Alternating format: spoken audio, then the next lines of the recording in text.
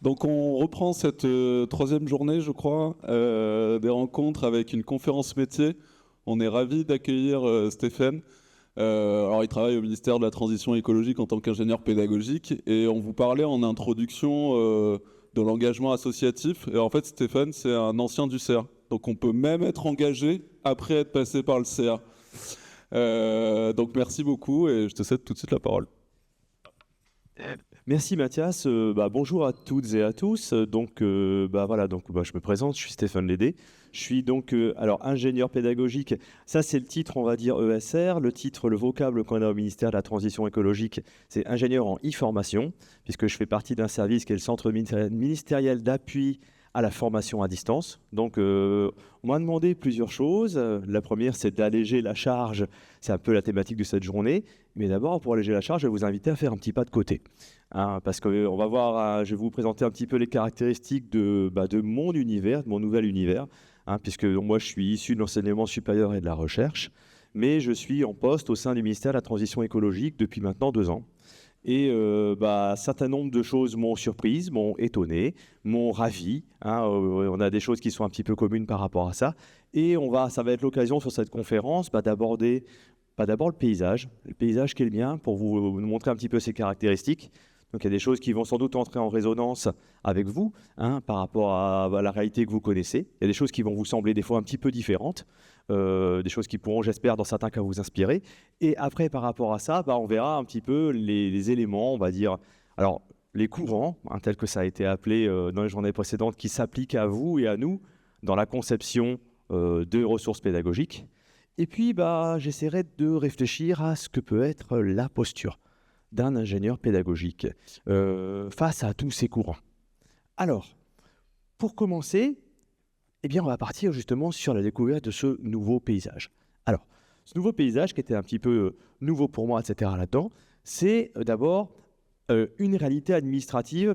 Alors je sais, je commence par ça peut un petit peu rebuter, mais c'est vraiment essentiel pour comprendre au début quel est le fonctionnement. Il faut savoir qu'on connaît tous nos ministères sous des appellations. Ministère de l'enseignement supérieur, ministère de l'Éducation nationale par exemple, ministère de la Transition écologique, de l'Intérieur, des armées, j'en passe et des meilleurs. Mais ce qu'il faut savoir, c'est que derrière cette réalité, qu'une réalité politique, qu'une réalité effectivement qui dépend des politiques publiques, qui dépend des réalités d'une composition de gouvernement, vous avez une administration qui est organisée en ce qu'on appelle en pôle ministériel, sur lequel vous avez des services supports qui sont mutualisés. Par exemple, si je le prends dans le contexte, peut-être que vous allez découvrir ce qui se passe un petit peu dans la boîte noire de notre ministère, mais notre ministère de l'enseignement supérieur, de la recherche et de l'innovation, il fait maison commune avec l'éducation nationale. C'est pas très surprenant, on l'appelle pôle ministériel, éducation nationale, enseignement supérieur, et de temps en temps, il y a la jeunesse et les sports qui se mettent dedans en fonction des remaniements ministériels. Des fois, ça part aux ministères sociaux, des fois, ça part de l'autre côté. Alors ça, c'est important pour comprendre, parce que le pôle ministériel auquel j'appartiens, c'est pas que la transition écologique. Alors, par raccourci, on dit ministère de la transition écologique, mais vous voyez dans le logo qu'il y a l'aménagement du territoire, les transports, la ville, le logement, de temps en temps, il y a même l'énergie. À chaque remaniement, ça change. Vous voyez, un paysage nouveau, déjà pour commencer. Et du coup, derrière cette administration centrale, il y a une mutualisation de services. Il faut bien comprendre ça, ce qu'on peut retrouver et ce qui est tout à fait spécifique et ce qui va expliquer des choses sur la conduite de projet par rapport à ça. Alors, voilà, comme je vous donnais ces petits exemples là tout à l'heure, mais très concrètement, comme je vous disais, à chaque remaniement, il peut y avoir une évolution du périmètre ministériel. Ça, c'est aussi, ça fait partie des fois des réjouissances et ça fait partie des facteurs où des fois sur des projets, quand vous voulez démarrer, ça peut changer, ça peut s'arrêter. Vous démarrez un projet sur les énergies et puis ça part à Bercy suite à un remaniement, ça tombe bien, on n'en a jamais en France. Ça peut perturber. Voilà, ça, il faut le savoir, pour commencer. Et l'autre point du paysage que je vais vous présenter, qui est vraiment essentiel pour comprendre un petit peu ça, c'est une plateforme. Alors rapidement, si je vous dis Mentor, qui d'entre vous connaît cette plateforme? Qui a déjà mis les pieds dessus? Bien. Ça me fait plaisir. Ça me fait plaisir. Alors, ce n'est pas nous qui le faisons, mais alors très concrètement, rapidement, Mentor, il faut savoir que c'est un programme interministériel. Et oui, on fait beaucoup de mutualisation entre les ministères. Et Mentor, c'est porté par le ministère de la fonction publique. Alors, si je parle en pôle ministériel, c'est rattaché au ministère économique et financier, donc Bercy. Vous voyez, toujours une petite gymnastique intellectuelle à faire par rapport à ça. Et Mentor, pour ceux qui ne connaissent pas, d'ailleurs, Mentor, c'est un Moodle mais ça serait très réducteur de dire ça. Là, je vous parle de technique en vous disant que derrière Mentor, c'est un Moodle.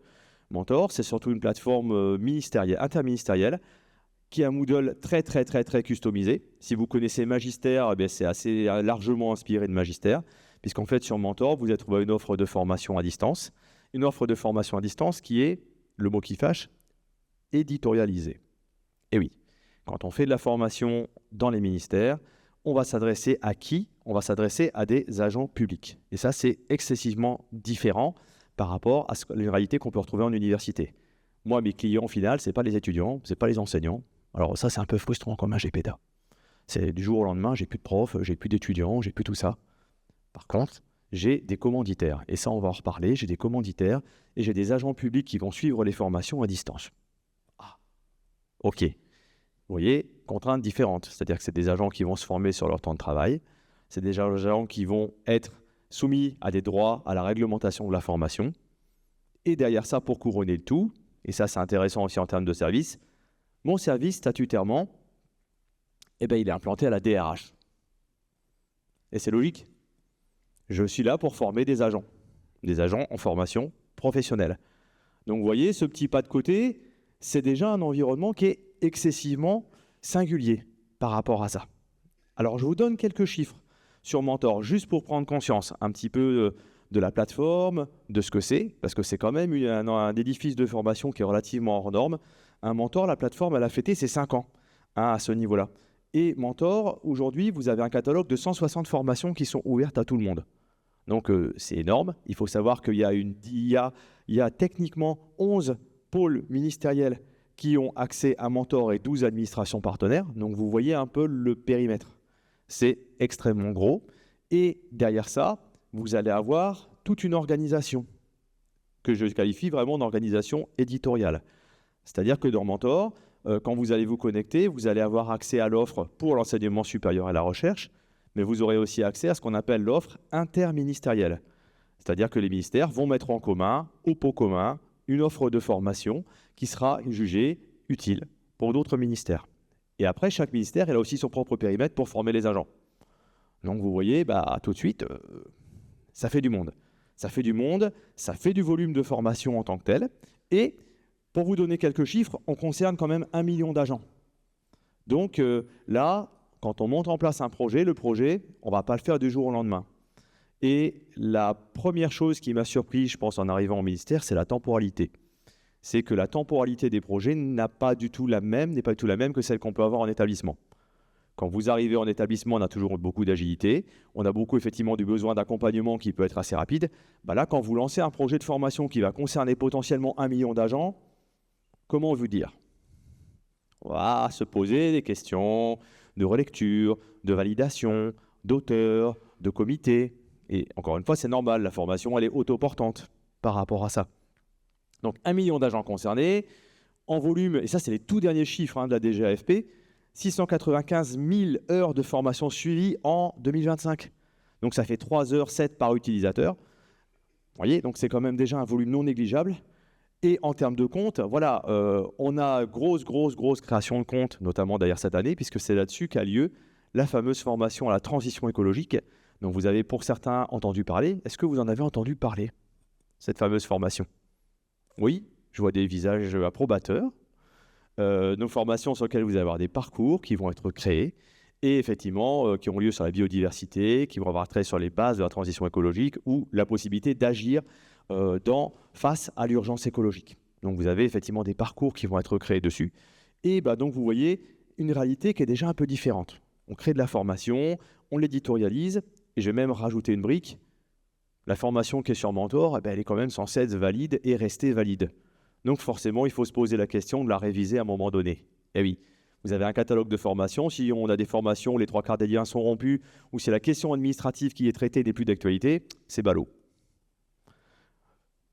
Alors, maintenant qu'on a vu le paysage, on raconte rapidement l'histoire de mon équipe, parce que c'est quand même un truc singulier, ça aussi.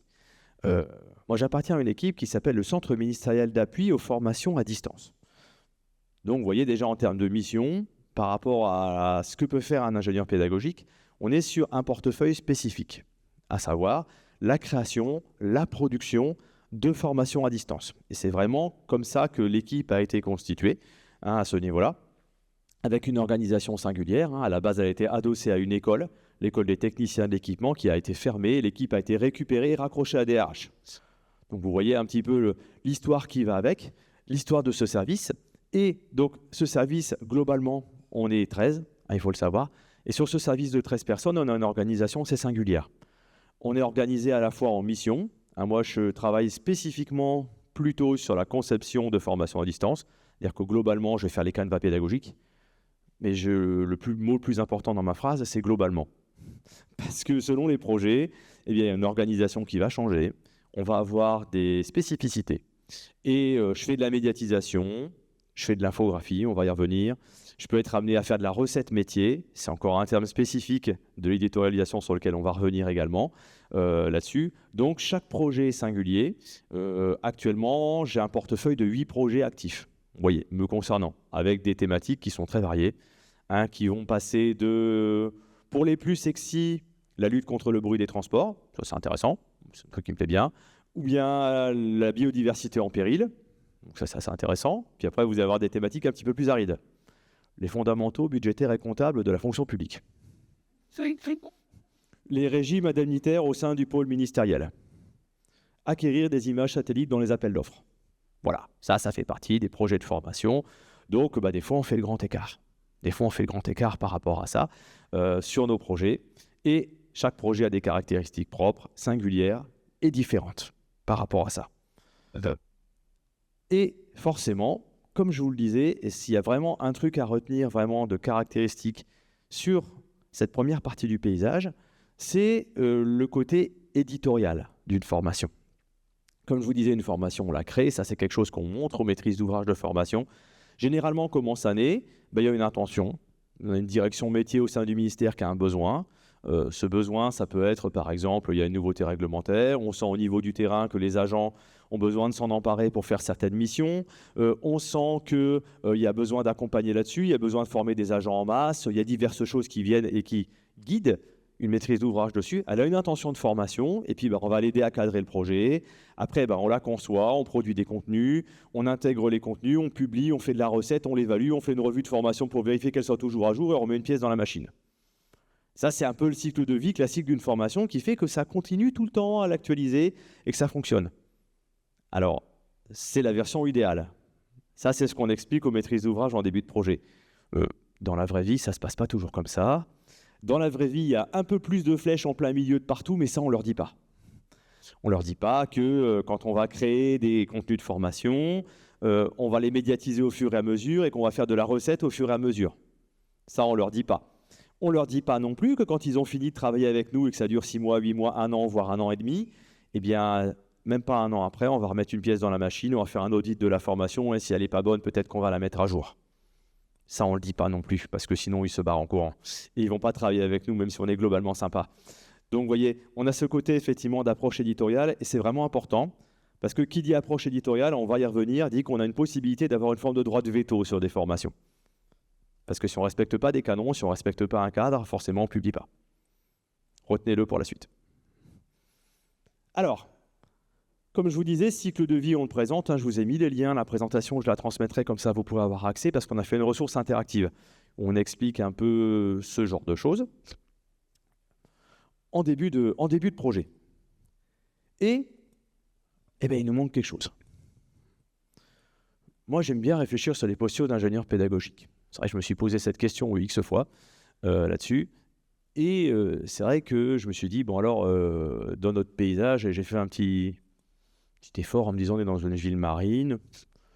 Certains ont pris le bateau hier qui leur a laissé des souvenirs, certains. Et je me suis dit, alors quel est notre capitaine là-dedans ? Quel est notre capitaine ? Alors, je vais vous amener un peu à réfléchir. Alors, c'est une réflexion évolutive, vous allez voir, mais je pense que si je vous mets le thème, vous allez deviner un peu quelle est la figure de capitaine et un peu pourquoi. Si je vous mets ça... Vous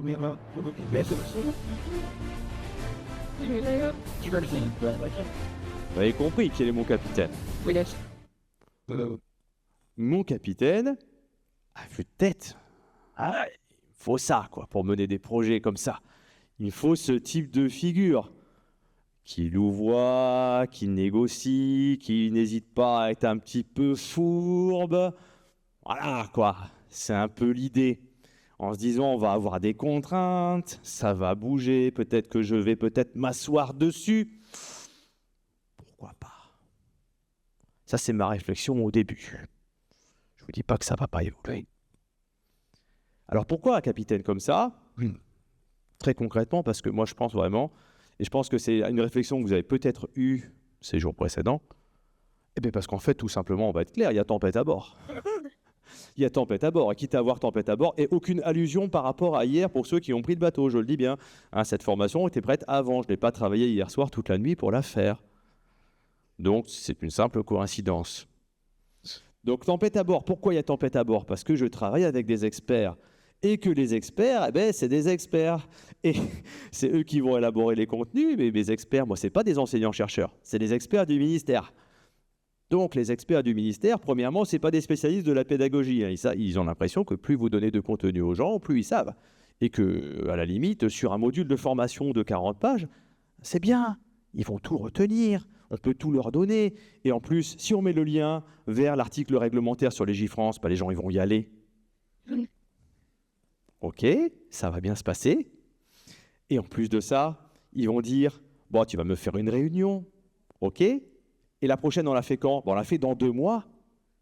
Ok, bon. Et je fais quoi entre les 2 mois? Ah ben, je vais te donner les contenus, puis tu vas te débrouiller avec. Bien. Tu sais que je ne suis pas spécialiste du domaine. Ça va bien se passer. Et en plus de ça, des fois, vous avez les experts. Comme c'est des experts, eh ben, ils ont une possibilité d'être appelés à d'autres fonctions. Le ministère, il aime bien promouvoir les gens qui travaillent bien. Par exemple, vous avez un expert sur lequel vous avez travaillé, vous avez fait un beau canevas pédagogique sur le thème sexy de la jurisprudence des plans de prévention des risques inondation, qui décide d'être promu à un autre service. Et là, d'un coup, vous n'avez plus d'experts et vous n'avez plus de projet. Donc voilà, ça c'est le premier élément qui dit que ça bouge. Et il y en a d'autres. Deuxième élément qui dit que ça bouge, et les conséquences, vous les avez deviné. Le projet peut être en retard. Je suis désolé, mais je ne sais pas sortir un projet à l'heure. Parce qu'il y a plein de facteurs que je peux anticiper, mais il y a des trucs que je ne sais pas. Il peut être suspendu. Alors ça marche aussi parce que le projet, il peut revenir. Des fois, j'ai des projets qui ressortent de la malle, on le suspend, puis tiens, quelqu'un qui est renommé, puis qui reprend le projet. Il reprend à 0, à demi-0 ou en cours de route. L'expert, ça peut avoir un coût sur le retravail des contenus produits, ça c'est un grand classique. Et les validations, on a quelques cas d'école où ça a un petit peu traîné. Voilà, donc une dynamique un peu sur des projets qui est un peu du stop and go, quoi. Des fois ça va accélérer fort, des fois ça peut freiner fort, enfin ça bouge, quoi. Autre point, je pense que vous avez tous connu cette espèce d'injonction paradoxale. T'as qu'à utiliser l'IA. Ouais, c'est une bonne idée. Dans une approche éditoriale de la formation, t'as qu'à utiliser l'IA. Donc on se dit, tiens, on va rédiger des contenus, on va illustrer, médiatiser, ça va faire un gain de temps, et puis voilà, quoi. Bon, alors on va se calmer tout de suite. Hein, on va se calmer et boire frais à Saint-Tropez, hein, parce que très concrètement, les conséquences possibles, le coût environnemental et énergétique, il est élevé. Dans l'étiquette du gars, tout à l'heure, c'était marqué ministère de la Transition écologique. Hein, donc on va se poser une bonne question. On va la mettre très concrètement. Après, les hallucinations de l'IA sur des contenus techniques, on en a des tonnes. Le nombre de fois où on lui pousse des documents, mais alors elle m'a inventé des choses où l'expert m'a dit, c'est pas vous qui avez écrit ça. Ah non, ça c'est sûr, c'est pas moi. J'assume, c'est pas moi, il s'appelle Claude le copain et il a écrit une grosse connerie. Voilà. Il y a aussi le risque de rendu. Alors quand vous demandez à ChatGPT un risque de rendu, des fois c'est hyper court. Quand vous demandez à Claude, des fois c'est hyper long. Bref. Et je parle pas de la question finale qui est la terme de sécurité, propriété de données. Si je mets des données de l'État sur ce type de modèle, bref, vous avez compris. Donc, il n'y a qu'à utiliser l'IA. Autre principe, ça, nous aussi, on a ça. On est dans une formation éditoriale, je vous l'ai dit tout à l'heure. Qui dit éditorial dit accessible. Et sur Mentor, on a une charte ergonomique éditoriale qui dit que tout ce qu'on produit doit être conforme au RG2A niveau 2. Ah oui, mais ça, si vous ne le faites pas, les risques en cascade sont très importants. Vous savez, vous lancez un projet, vous avez des fois les experts qui ont de très bonnes idées, et on a des cas d'école. Si on ne prend pas en compte dès le début du projet, ça touche tous les contenus, on peut avoir de sacrées surprises. Hein, tous ceux qui travaillent sur l'accessibilité vont vous le dire. On le prend en compte dès le début du projet. On se pose les bonnes questions par rapport à ça. Parce que sinon, les conséquences, elles sont énormes. On prend un outil auteur qui ne marche pas ou qui n'est pas accessible. Ah bon? On a des délais supplémentaires. Ah bon? Et on a aussi des questions sur les sous-titrages des vidéos. On a eu un cas remarquable, maîtrise d'ouvrage, qui est venue nous voir en disant on va faire une formation à distance, tu vas me faire un MOOC. Avec des vidéos. Alors j'espère qu'il n'y a pas trop d'audiovisualistes dans la salle. Bon, parfait. Non, on peut y aller. Alors, avec des vidéos. Et tu sais, les vidéos, j'ai demandé au service de com, ils ont pris un prestat, ils ont interrogé des gens. On va avoir de la maîtrise là-dessus, ça va être impeccable. Tiens, lève-la. Puis tu récupères ta vidéo et il y a des beaux sous-titrages incrustés, on se serait cru sur Facebook ou sur YouTube, que tu ne peux pas les enlever. Le truc, il est bien pour l'accessibilité, tu dis que ça va très bien se passer. Et quand tu vas mettre le sous-titre, il va se mettre dessus et la personne, elle voit juste plus rien.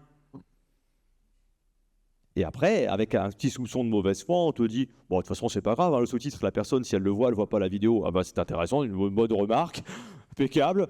Mais en fait, dans l'absolu, on peut juste le refaire. » Et donc, on a refait le projet, on a remis une pièce dans la machine pour des choses comme ça. Eh oui.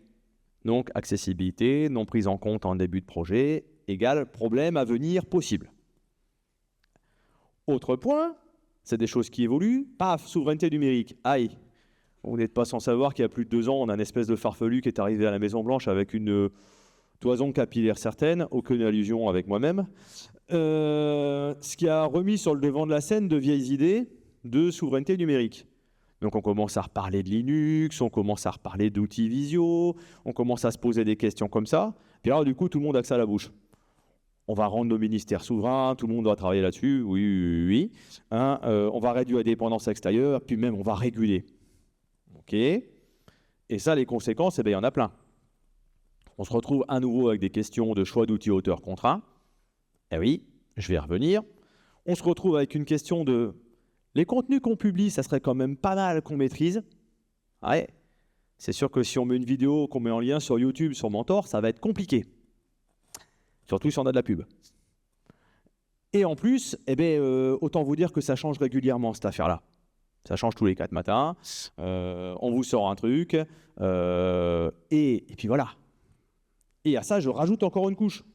C'est trop simple. Le low-tech, la sobriété numérique. Alors, le low-tech, c'est bien parce que c'est pareil, c'est devenu le petit mot à la mode.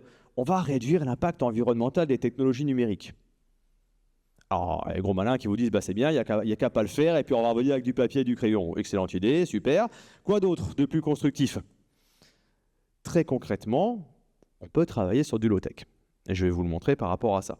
Mais on a des conséquences qui sont assez importantes. D'abord, la conception de ressources. J'avais dit que je vous reparlerai des vidéos, et comme il n'y a pas d'audiovisualiste, on peut quand même se poser la question de pourquoi on va être dans de vidéo? Ça reste entre nous.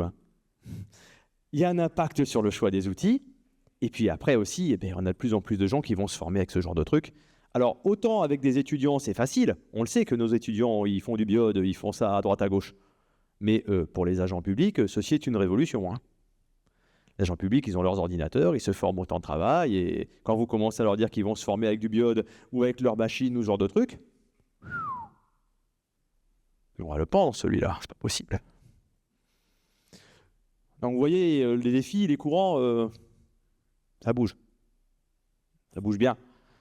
Et je me suis quand même dit, en voyant ça, que peut-être que mon homme de la situation, c'était peut-être pas le bon. Parce que c'est contrainte, on est dans une approche éditoriale. Donc je ne vais pas négocier, je ne vais pas me barrer en courant. Voilà, ça va être dur. Donc, je vous propose qu'on change de figure tutélaire. Parce que je pense qu'à ce stade de ma réflexion, peut-être avec ce que je vous ai exposé, on peut peut-être se dire que peut-être pas le bon capitaine. Alors je vais vous remettre un petit thème musical et je pense que vous allez deviner facilement, il n'y a pas de piège.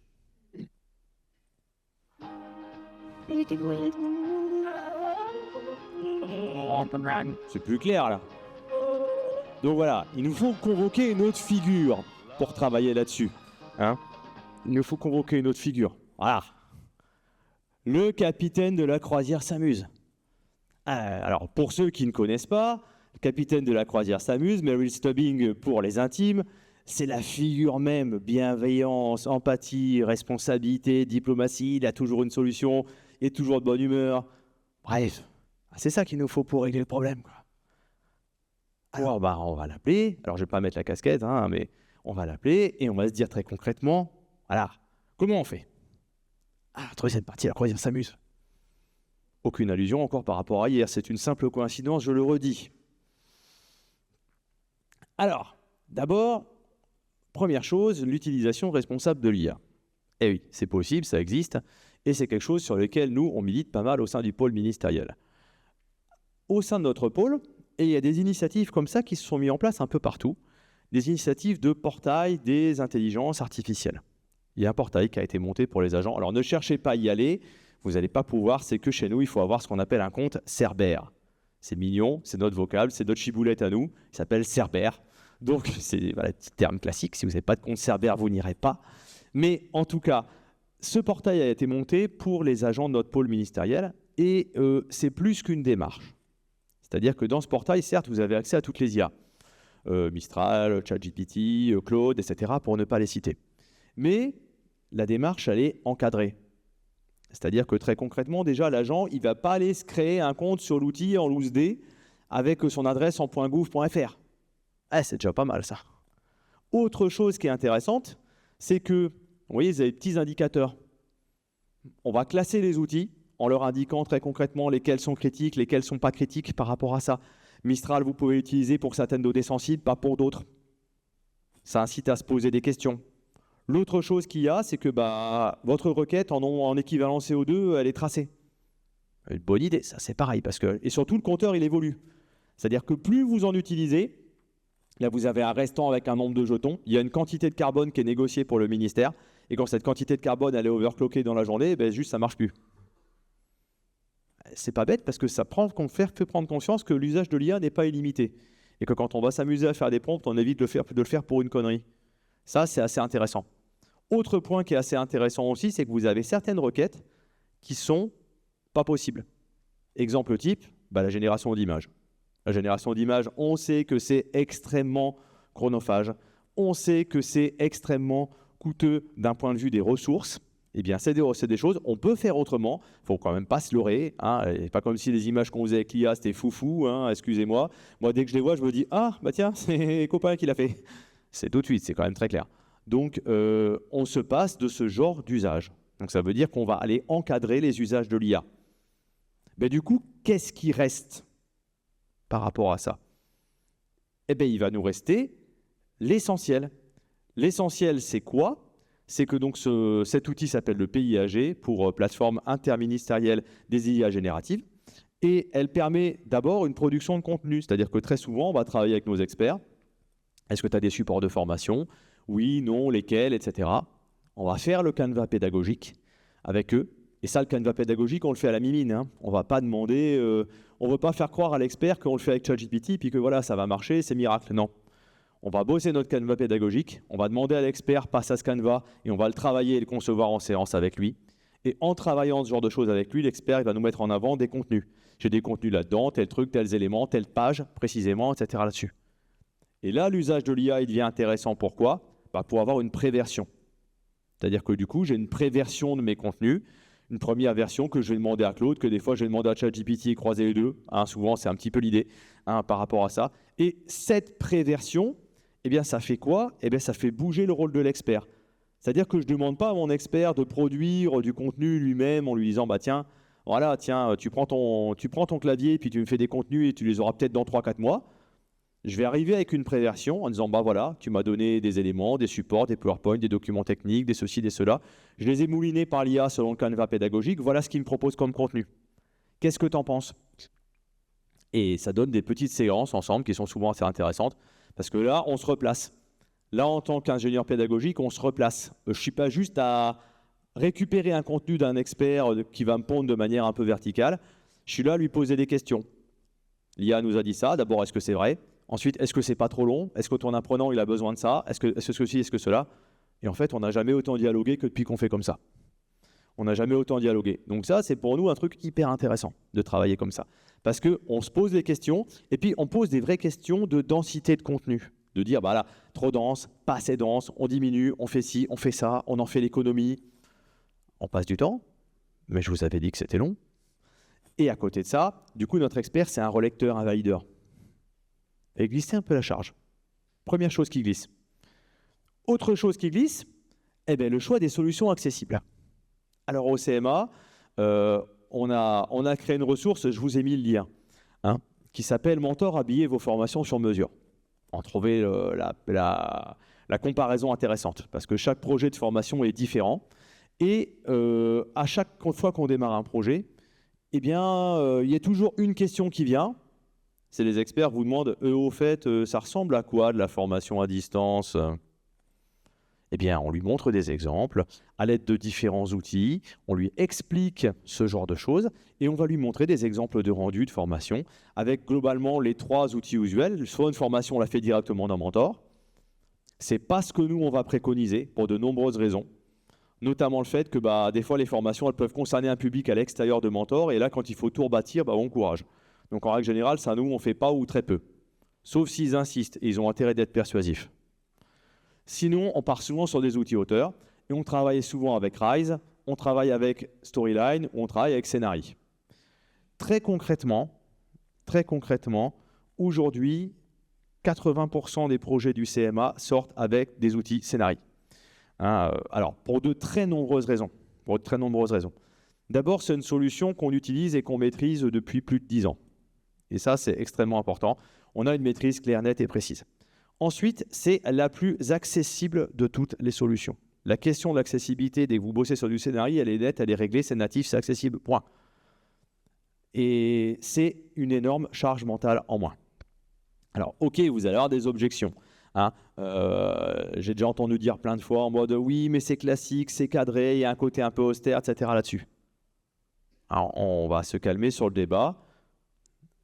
L'apprenant, il est là pour apprendre. Et si on lui baisse la charge mentale de « je clique où, je vais où », peut-être que ça aide. Nous, on en est convaincus. Nous, on est convaincus que l'essentiel, c'est avoir un environnement d'apprentissage qui est épuré, qui est calé et qui est le plus systématique possible. D'autant plus qu'il y a une petite contrainte que je ne vous ai pas dit tout à l'heure, mais il y a un truc qui s'applique à nous, qui s'appelle le système de design de l'État, à savoir les polices Marianne, les couleurs, les ceci, les cela, qui a un travail de communication remarquable. Nous, ça, on l'a injecté dans Scénari, on a un thème Scénari avec la police Marianne, le bleu de l'État, ce genre de choses. Donc quelque chose qui est assez systématique et qui permet, là encore, à l'apprenant, il va sur une formation, il ne se prend pas la tête, quoi. Je clique où, paf, c'est systématique, c'est clair, net, précis et accessible. Alors attention, ce n'est pas de la magie non plus. C'est pas accessible si vous mettez une image dans Scénari, si vous ne mettez pas l'alternative, ça va être compliqué, quoi. Il ne fait pas non plus ça. Il faut aussi se poser ces questions-là derrière. Donc très souvent, on parle là-dessus et c'est d'autant plus important que, là encore, quand on est amené à travailler avec des partenaires, eh bien l'expérience de formation va être la même. Par exemple, les territoriaux, c'est le CNFPT qui les forme, ce n'est pas la même plateforme. Là, moi, je téléporte mes modules de l'autre côté et le rendu va être quasiment le même, assez facilement. Celui qu'on essaye le plus d'éviter, c'est Articulate Storyline, il faut être clair. Alors, on fait des trucs géniaux avec Articulate Storyline, c'est très beau, c'est une page blanche. Moi, je vois 2 contraintes majeures. La première, soit vous avez des thèmes qui sont calés sur Articulate, qui sont accessibles. À quoi ça sert d'avoir un outil créatif si c'est pour prendre des thèmes?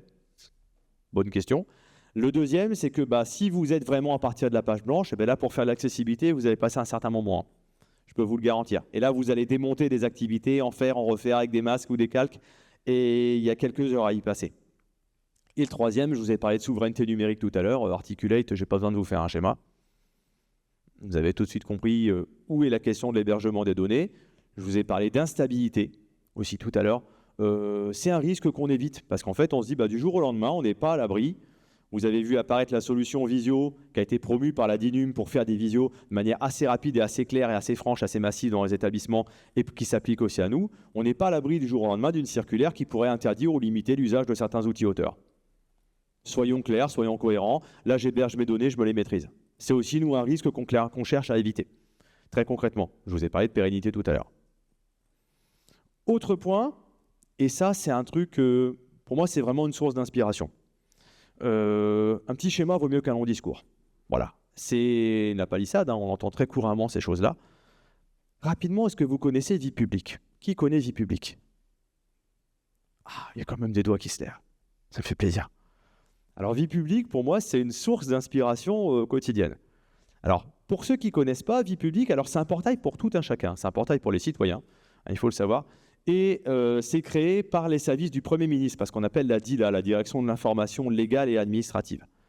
Et sur vie publique, eh bien, vous allez avoir énormément d'infos qui vont vous être proposées. Hein, je vais vous montrer le lien directement. Donc voilà, là, vous êtes directement sur vie publique. Et quand vous allez sur vie publique, c'est vraiment un site qui a pour but d'expliquer aux citoyens comment fonctionne l'État, l'administration, ces éléments-là, de manière apolitique et de manière simple. Je vous donne un exemple. Vous avez des fiches sur vie publique. Et sur vie publique, par exemple, vous pouvez aller sur l'administration. On va prendre un truc, voilà. Et sur vie publique, on va aller chercher une question. Alors vous avez des tonnes de questions, vous voyez là-dessus, c'est quoi les grands corps d'État, c'est quoi un fonctionnaire, c'est quoi un acte administratif. On va prendre qu'est-ce qu'un décret. J'imagine que ça vous a mobilisé vos cerveaux toute la nuit. Hein. Donc à cette réponse épineuse, je vais vous apporter un élément de réponse. Mais un élément de réponse qui, moi, me semble pertinent. À savoir, on va vous expliquer l'essentiel en quelques mots. Vous avez le temps de lecture, 3 minutes. Et en 3 minutes, vous allez avoir la réponse fiable. C'est quoi un décret? Vous avez l'essentiel, vous avez le en détail. Vous dépliez en dessous, c'est quoi la nature, et on vous donne quelques éléments. Et vous voyez, ce n'est pas non plus des tonnes à lire pour comprendre ça. Et ce qui est extrêmement intéressant, et ce qui est pour moi la source d'inspiration, ben c'est ça. Qu'est-ce qu'un décret? Vous allez avoir des petites fiches avec des pictos très faciles, très simples, très clairs pour acquérir des contextes administratifs. Ça, ce n'est pas de la technologie. Hein. Ça, c'est de la rédaction, c'est de l'infographie, c'est du contenu, et je vais oser le mot, c'est de la didactique par rapport à ça. Et ça, pour moi, c'est une vraie source d'inspiration. Parce que vous voyez, face à des experts qui produisent des contenus techniques ou des choses comme ça, eh bien là, il y a un truc à faire. Là, moi, j'estime qu'il y a un truc à faire très important par rapport à ça, à ce niveau-là. J'en reviens, vous allez voir, à comment on fait, nous, plus ou moins, comment on s'inspire de ça. Parce que c'est possible, à ce niveau-là. Dans vie publique, sur Mentor, ça donne quoi? Si on essaie un peu de traduire un peu ce qu'ils font dans notre contexte. On crée des contenus avec nos experts, qu'on leur fait sélectionner, on les passe dans l'IA, dans une première version, on relit, on valide et après on médiatise. Jusque-là, vous me suivez. Là où on change un peu là-dedans, c'est qu'après nous, quand on médiatise, on se dit, bah tiens, en tant qu'un GPDA, moi je ne vais pas intervenir uniquement pour faire du copier-coller dans Scénarii, ça n'a pas grand intérêt. La vraie question à se poser, c'est se dire, ce contenu-là, est-ce que je peux le didactiser différemment? Est-ce que j'interviens sur le contenu? Est-ce que ce que l'expert me met en texte, je le transforme en image? Est-ce que je peux l'augmenter? Est-ce que je peux changer le raisonnement de l'apprenant? Et ça veut dire que mon ingénieur pédagogique, je lui donne une nouvelle casquette. Ce n'est pas un médiatiseur, je vous invente le terme, c'est un didactiseur. Et ça, c'est clairement quelque chose que je vois dans mon contexte actuel. À savoir, on peut didactiser, on peut intervenir sur le contenu, on va respecter le fond. Par contre, la forme, la manière dont on le pense, on le change. Exemple classique, c'est quoi de la didactique? Eh bien, de la didactique, ça va être ça. Vous voyez, ça, c'est un module Scénarii de formation. Lutte contre le bruit des transports. Ça va être une bonne formation, vraiment. Parce qu'on a vraiment un travail avec l'expert qui est bien monté, sur lequel on arrive à monter quelque chose d'intéressant. Et ça donne quoi? Ça donne ça. C'est-à-dire que vous voyez, bon, vous avez l'image du sonomètre, et après, assez rapidement, eh bien, on va créer des petits schémas de ce style pour pouvoir augmenter et faciliter la lecture. Ben, à ceux qui me disent que Scénarii, c'est austère, ben, moi, je n'ai pas honte de vous montrer ce genre de choses, parce qu'on arrive à donner des éléments concrets, à rythmer la lecture de l'apprenant et à voir ce type de choses. Et ça, c'est très, très simple à faire ce type de schéma. Vous n'avez pas besoin d'être graphique, d'être graphiste, pardon. Ça, vous allez faire un petit tour sur Font of Sum, vous récupérez les petits pictos qui sont en vectoriel et vous vous amusez avec Inkscape, c'est du libre, gratuit et pérenne, et puis vous allez pouvoir jouer avec ça. Et 0 IA, facile à faire, vous posez des bonnes questions, vous avez une possibilité de le mettre. Et en plus de ça, quand je vous parle en termes d'accessibilité, ben voilà, si je déplie, j'ai la traduction en dessous. Voilà. Ça, c'est un exemple classique. Ma formation, l'accessibilité, elle sert à la fois à une personne qui en a besoin, mais elle peut être commode pour une personne qui ne juge pas utile de lire le schéma. Voilà. Vous avez un exemple classique par rapport à ça. Et après, alors celle-là, je vous la montrerai après, sinon je spoil. Mais on peut avoir ce style de choses. Vous voyez, les principaux effets extra-auditifs du bruit. L'expert, elle m'a pondu un texte, et moi j'ai fait un schéma. Voilà. Je pense que c'est assez clair. Ça se cumule. On voit ce genre de choses. Alors la collade, c'est fait à tablette graphique, parce que c'est compliqué à faire, mais c'est pas difficile. On peut acquérir ces choses-là. Donc vous voyez, une façon de faire les choses et vraiment leur faire une intervention sur le contenu. Et après, autre point, parce qu'il y en a encore d'autres par rapport à ça, ça c'était un premier niveau de complexité. Mais on a d'autres niveaux de complexité par rapport à ça. Sur Mentor, on doit maîtriser ce qu'on publie. Eh oui, question de souveraineté, question de pérennité de formation, etc. Donc les vidéos, pas d'hébergement de vidéos externes, je vous l'ai dit tout à l'heure. Et quand on fait un module, je dois embarquer tous les éléments que j'ai dans le module. Sacrée contrainte. Alors comment on fait? Pour les vidéos, facile. On a une instance Peertube qui est derrière, qui s'appelle Mentor Vidéo, qui pointe et on encapsule les vidéos dans les modules. Facile. Mais après, eh bien, on peut avoir d'autres choses. Parce que là, je vous ai montré des schémas dans des cas simples. Mais j'ai aussi des schémas avec des cas compliqués. Je vous annonce de manière tout à fait sympa qu'on peut faire un mariage vertueux de scénarii avec H5P. Qui connaissait la moulinette? Une personne? Bien, donc je vais servir à quelque chose.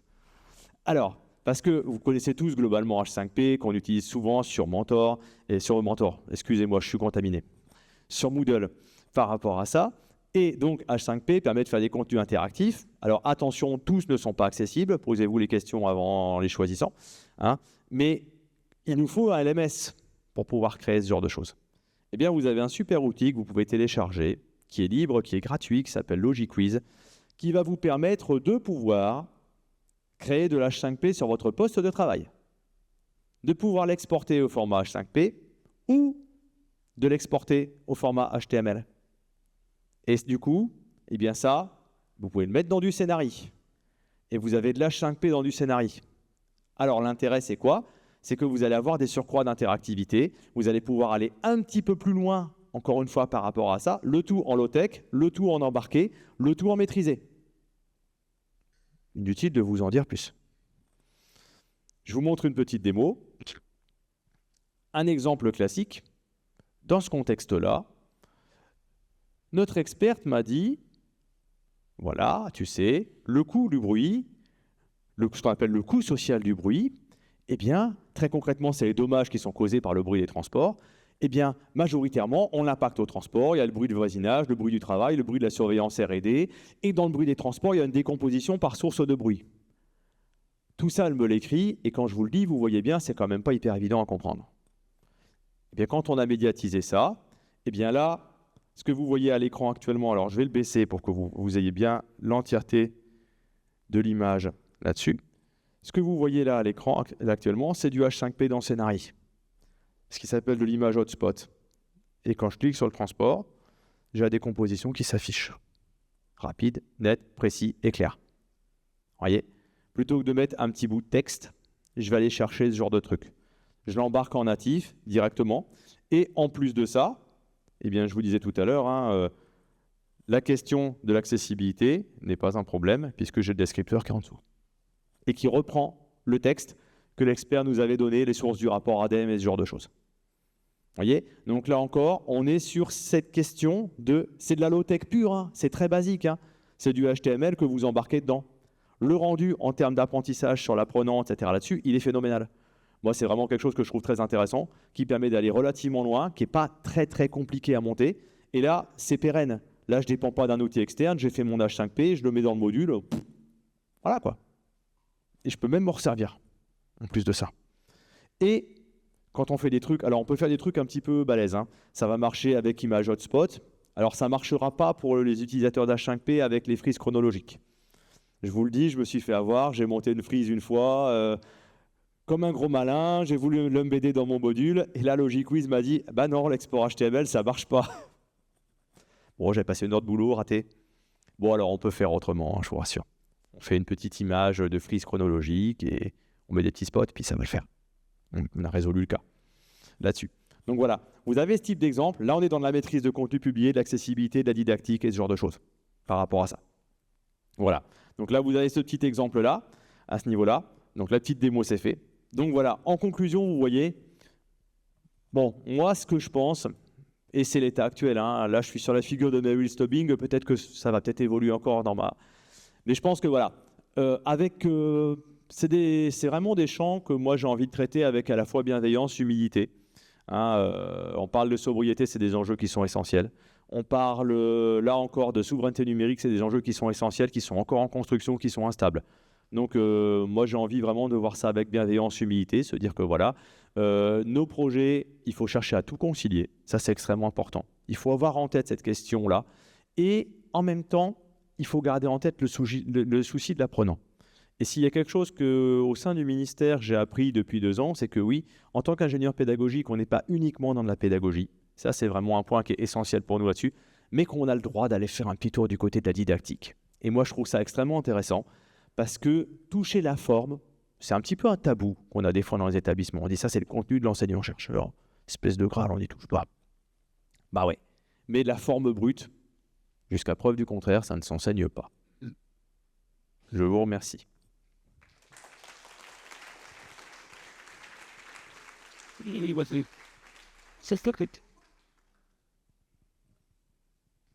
Merci beaucoup. Est-ce que vous avez des questions? Vous avez tout compris? Est-ce que vous pouvez vous présenter si vous voulez? Bonjour, Tiffany Bourgueil, je travaille à l'Institut national du service public, je suis ingénieure pédagogique. J'ai plein de questions parce que moi je me retrouve complètement dans la présentation que vous avez faite. M'étonne pas. Parce que j'étais complètement décalée les 2 derniers jours, je me disais mais en fait je ne fais pas du tout comme les ingé pédas qui sont là, je ne sais pas pourquoi je suis là. Qu'est-ce que je fais là? Voilà. Première question, alors nous au sein du département on avait une graphiste qui est partie. Et j'avoue qu'on utilise pas mal l'IA pour faire des images et des schémas. Vous, comment vous faites? Enfin, je vois que toi, tu le fais à la main, etc. Mais pour des schémas un peu plus complexes, est-ce que vous avez un pôle dédié qui peut vous aider à concevoir des illustrations ou des schémas un peu plus complexes? Alors, je vais te répondre, ça dépend, malheureusement, parce qu'en fait, on a plusieurs organisations de projets. Au sein de notre équipe, on a un collègue qui touche pas mal au graphisme, qui est Emmanuel, qui lui, effectivement, fait de la tablette graphique, dessine, crée et tout ça, et a une capacité de créer des illustrations. Donc lui, il sait le faire, avec une approche artistique bien, il est très doué. Hein, la petite photo de l'équipe que j'ai fait voir tout à l'heure, c'est lui qui l'a fait. Il travaille à partir de photos, il redessine les gens, il va le faire à la main, il aime beaucoup ça, il a beaucoup de talent pour le faire. Simplement, à Emmanuel, dans l'équipe, j'en ai un. Donc du coup, je vais éviter de solliciter Emmanuel tout le temps, hein, par rapport à ça. Parce que voilà, très concrètement, il est aussi sur d'autres projets dont il est chef de projet. Donc il y a sa charge qu'on va faire gaffe à ménager là-dessus. Après, on a des projets sur lesquels on va travailler avec des acteurs externes. C'est le cas notamment de projet sur la biodiversité qui est mené par le Muséum national d'histoire naturelle. Sur ce projet-là, ils sont venus avec leurs graphistes et là, c'est eux qui font le job par rapport à ça. Après, pour les collègues qui sont moins à l'aise avec la question graphique, ils vont utiliser de l'IA. On essaie d'être un peu vigilant par rapport à ça. On essaie de ne pas y aller trop fort sur ces éléments-là, notamment par le fait que si on reste dans le périmètre de l'administration Piage, la génération d'IA n'est pas permise. Donc, on a, nous, quelques licences en parallèle sur lesquelles on est un petit peu vigilant sur son utilisation, mais c'est une sorte de voie de secours. Après, moi, je milite très, très concrètement pour l'usage simple, comme ça. Faire du font of somme, c'est hyper facile. Se former à faire de l'Inkscape avec des calques qu'on déplace, à faire du vectoriel, c'est hyper facile. Ça ne pèse rien et c'est vraiment moi une compétence que je veux essaimer au sein de mon service parce que voilà, moi je l'ai appris en quelques semaines. C'est vraiment simple et on est plusieurs à mon avis à pouvoir le faire. Et après on a d'autres collègues qui sont plus au sein du pôle technique qui peuvent aussi donner un petit coup de main, qui vont faire alors plus avec des logiciels de montage vidéo ou des petites choses comme ça, qui vont pouvoir donner un petit coup de main ponctuel. Parce que sur notre organisation au CMA, on est tous très transversaux, il faut le savoir. On a un chef de projet qui est là et qui a un petit peu la main sur le projet, mais après, peuvent se greffer des collègues qui vont venir donner un coup de main avec des collègues qui ont une spécificité technique forte, qui est notre pôle technique. Merci. Je peux continuer parce que j'ai plein de questions. Deuxième point, par rapport au fait que Scénarii soit accessible, Ouais.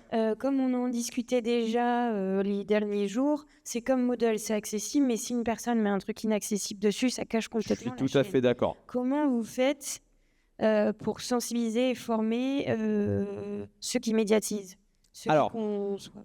on a plusieurs personnes. Déjà d'une, l'accessibilité au niveau du service, c'est quelque chose qu'on porte de manière forte. On a Frédéric Wemmel, qui est le responsable de notre pôle technique, qui est notre référent accessibilité. C'est-à-dire que dès qu'on a une question accessibilité, c'est notre monsieur accessibilité. Et dans tous les groupes mentors par rapport à ça, au sein de la communauté, il fait beaucoup avancer les questions à ce niveau-là. Donc quand on a la moindre question d'accessibilité, on dit Fred, j'ai un doute. Et Fred, il va venir nous aider, nous poser les bonnes questions par rapport à ça et tout ça. Après, on porte les questions systématiques d'utiliser les descripteurs. Ça, c'est vraiment extrêmement important. Avec les descripteurs, nous, ce qui nous sert bien, c'est d'utiliser le rôle de candide de l'IA. Il n'y a pas plus de l'IA, pardon, de l'ingénieur pédagogique. Vous voyez, des fois, je fais la confusion. On n'est pas spécialiste de nos thématiques. Il faut être très clair par rapport à ça. Mais ça nous donne une grande force. C'est-à-dire que quand on vient me parler d'un contenu comptable ou quelque chose comme ça sur un contenu, eh bien, on est quand même assez bien placé pour décrire de manière factuelle des images, des contenus, des choses qu'on va pouvoir faire. Et très souvent, en fait, on va utiliser ça. Autre point qu'on utilise aussi, ça, c'est ma pratique, hein, tu vois, par rapport à ça. Quand je suis amené à faire de l'image ou de l'infographie dans du Scénarii et que je dois faire des descripteurs, très souvent, je vais partir... Je souligne le contenu de l'expert. Je me dis ça, je fais une info et je fais ça dedans.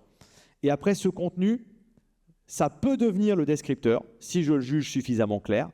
Si je juge qu'il doit être simplifié, je le simplifie pour le décrire. Mais là, je vais repartir du contenu de l'expert par rapport à ça. Et je vais me mettre la petite démarche mentale.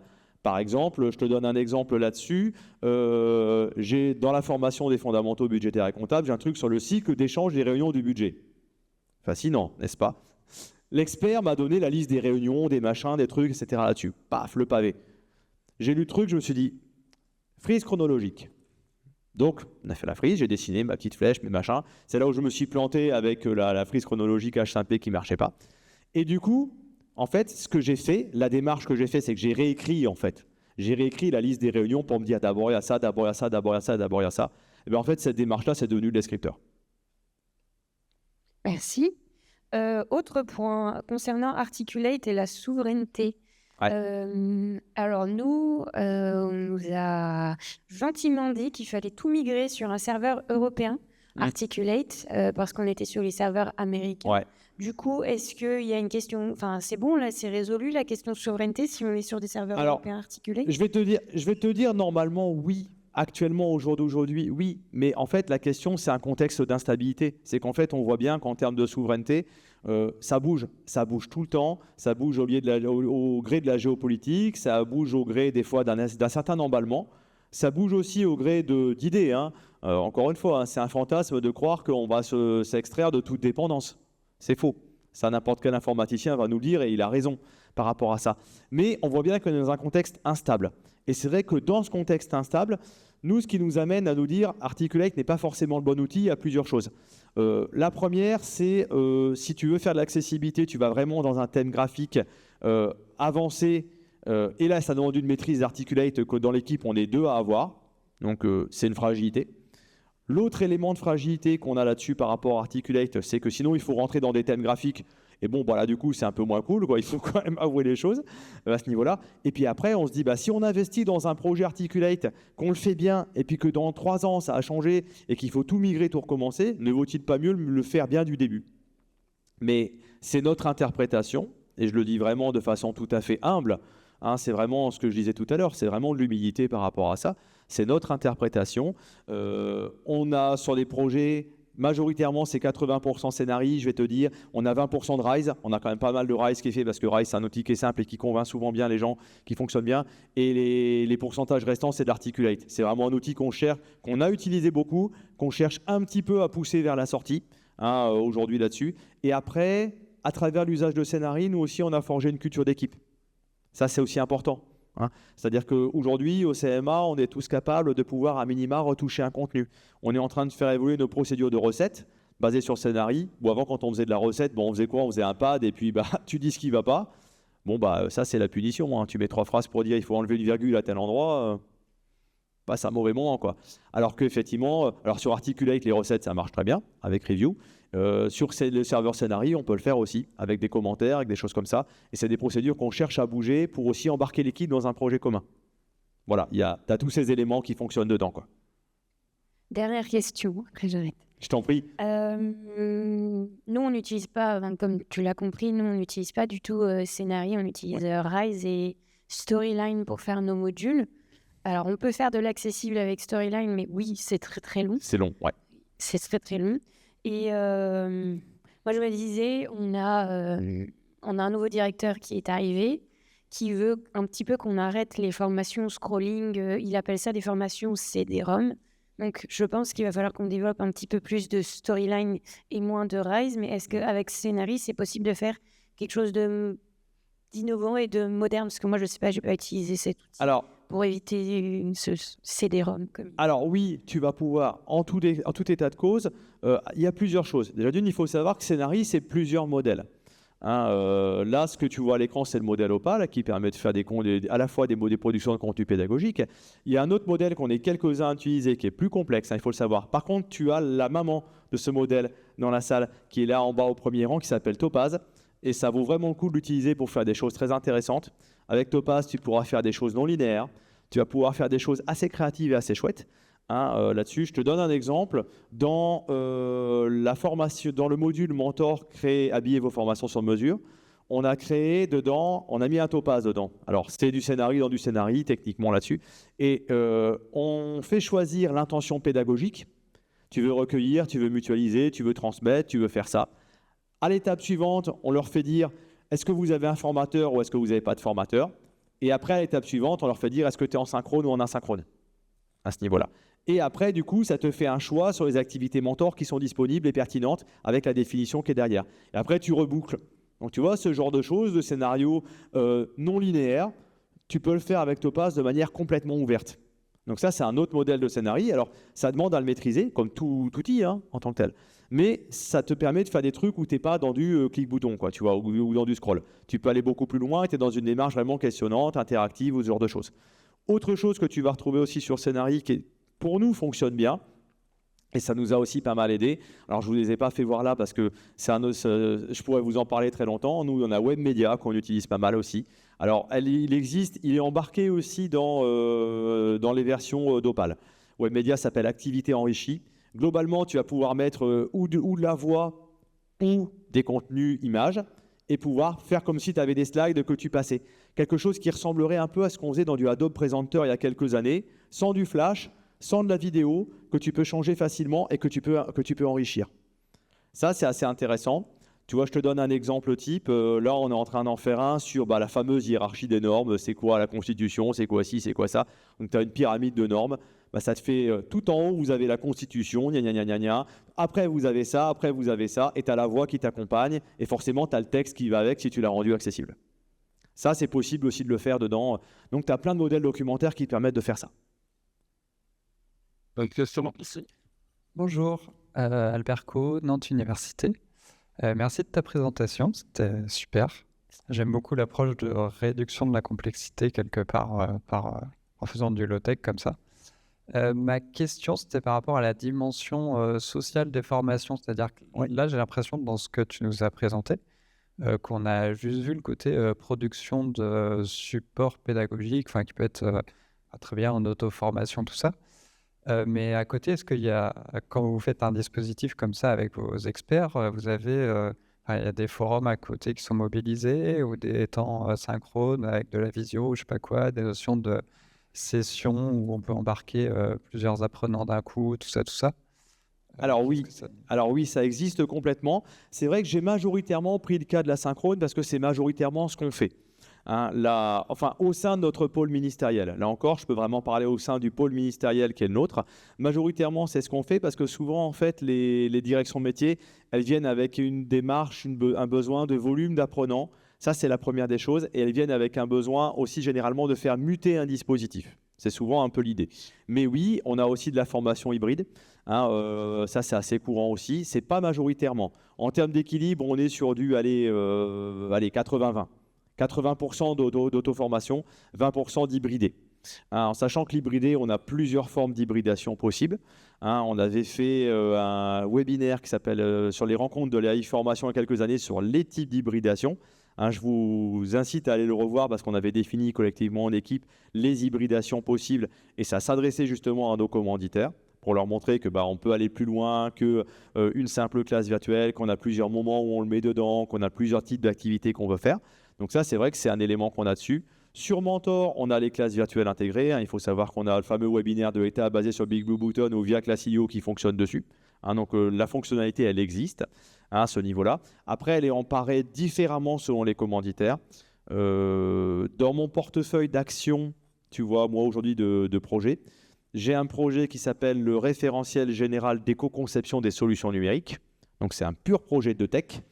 Et pour le coup, c'est porté par la direction du numérique. Et la direction du numérique du ministère, elle a souhaité, tu vois, sur ce projet, enfin on l'a élaboré ensemble, la mise à disposition d'un module par mois sur les différents éléments d'un référentiel. Donc tu vois, il n'y a rien de plus tabulaire et d'un peu plus, de plus rébarbatif que ça. Donc on prend effectivement des différents critères par mois. Et à la fin, on a une classe virtuelle de synthèse avec de l'étude de cas qu'ils doivent préparer par rapport à ça. Donc c'est possible de le faire, dans certains cas un peu limités. On va l'avoir aussi, la formation sur les fondamentaux budgétaires et comptables. Là, l'équipe a souhaité que en fait, les gens ils suivent la formation et que c'est que quand tu as ton attestation de participation, que tu peux t'inscrire à la classe virtuelle en disant, voilà, c'est un prérequis, voilà, tu ne me poses pas une question, c'est quoi l'ordonnateur, c'est quoi le comptable dans la classe virtuelle, mon grand, tu vas le trouver sur Mentor. Ça, c'est vraiment le choix de l'équipe des financiers. Ils sont 14 à faire ça et à monter ça avec une volonté d'essaimer ce type de choses. Voilà, tu vois, donc chaque dispositif marche et on peut avoir ce genre de dispositif. Ouais. Merci beaucoup Stéphane. Et de toute façon, tu restes toute la journée. Je reste là toute la journée. Si vous avez d'autres questions, n'hésitez pas. Voilà. Si vous voulez voir du scénario, n'hésitez pas. Je le dis au stand des partenaires. Vous avez Katia qui est là. Je pense qu'elle sera ravie de vous répondre. Merci.